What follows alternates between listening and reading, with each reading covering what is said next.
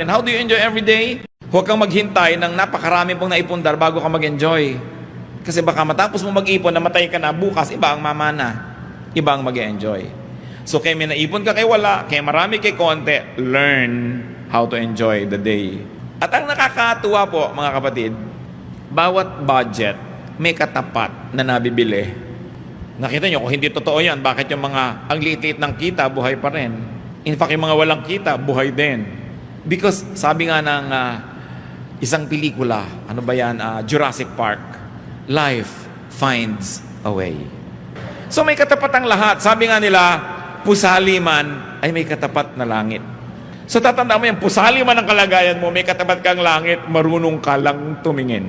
Napakahalaga, nag-e-enjoy tayo niyan. So, babaan ang kaligayahan, hindi laging tinatasan. At ang pinakamahirap niyan mentally, alam niyo, kung masyado kayong marunong, halos wala na kayong makausap. So, paminsan-minsan, magpapanggap ka ring mangmang ka para ka matawa ng malakas. Kasi ang mga mangmang, mas masasaya. Mas malalakas tumawa, yung mabababa ang IQ. Uy, pinigil ang mga tawa. Diba? Mas tawanan ng tawanan yung mga nonsense ang usapan.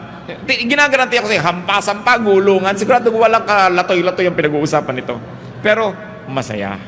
Di ba ang mahalaga at the end of the day, masaya ka.